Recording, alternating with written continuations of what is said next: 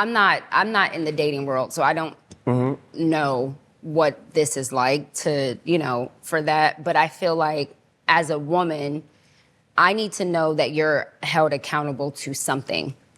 Like spiritually, what are you held accountable to? What does your circle look like? If you're saying that you're a man that believes in monogamy and you want marriage and you want a family, do you surround yourself with men, like-minded men? Yeah. Or all your friends bad? Like, I need to know that you're gonna surround yourself with, you surround yourself with men that if that temptation is there, you got somebody Let's that's go, like, bro. hey, Come on. You tripping.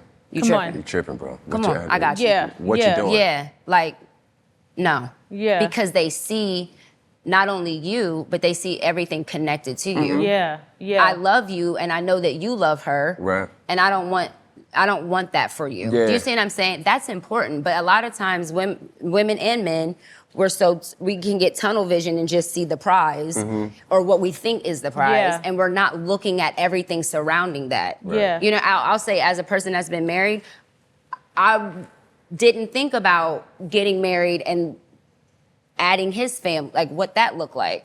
You're not just marrying him, you're marrying everything. everybody attached to that. Everything out, like physically, and everything attached to that person, their past, their trauma, their triggers. You know what I'm saying? Yeah. And I just don't think we take full in consideration, because we talked about this. When I say I love you, or when you love somebody, you're not just like, when you get married, you're not just loving that person that you're marrying that day.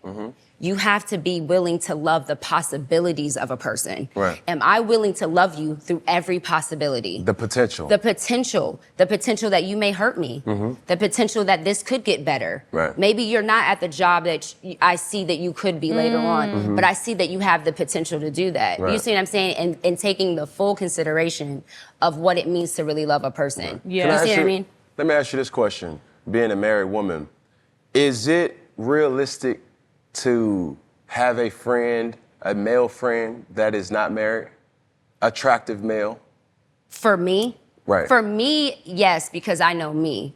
Now, if you were asking like my husband how he would feel about that, I don't know. You would have to ask him. But I'm asking you. But for me, I am fully capable of having platonic relationships with males, because I am held accountable to something higher, to myself. To God. To God. And if at any point the relationship, the friendship gets to a place where that might distract me from what I'm being held accountable to, I'm also mature enough to walk away from that. Right. Does that make sense? Now, it makes a lot of sense. Now, is your husband able to have a platonic relationship with a woman that is not Married or in a relationship? Where I am today, now if you would ask me a year ago, I probably would have said, hell to the no. But today, where I am today, yes, because what I know is that you have to give people the freedom to be. Do you know what I mean? Yeah. Like, you don't own anybody. Yes. You don't possess, I don't want to be that and I used to be that way, where like, you're mine and no one else can have it. It's like, you don't own anybody. And if they love you, they're gonna love you. You know what I mean? Right. Like, if you really love me, you're gonna love me. make the choice. You know what I mean? You're Yeah. gonna love me regardless, no matter where you are, who you're with, you're going to love me. Yeah. You know what I mean? And I also know that you can be human and that mistakes can happen. And I know that I love you and it's my choice to do so. Right. And it's not contingent upon what you do. Right. I love you because I choose to. Right. I think in this situation in life, I think a lot of relationships suffer from the old cliche saying, comparison is the thief of all joy. Oh, yeah. When they see, Jay-Z and Beyonce, that's the power couple, Russell Wilson and Sierra girl, they able to do that, why you can't do that? They don't know them.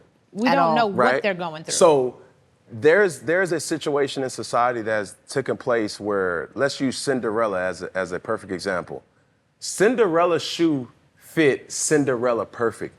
You're not Cinderella. Yep. You're not Cinderella. Yep. I'm not Cinderella. Yep. So I believe in having a partner that understands me for me, and what she goes for is completely different than what you're going to go for in your relationship. Absolutely. So why the fuck do you give a damn about, you doing too much? Like, ain't you supposed to be out? Ain't you supposed to be in the house? Go on back to your girlfriend. Go on back to your wife. Da, da, da, da, da.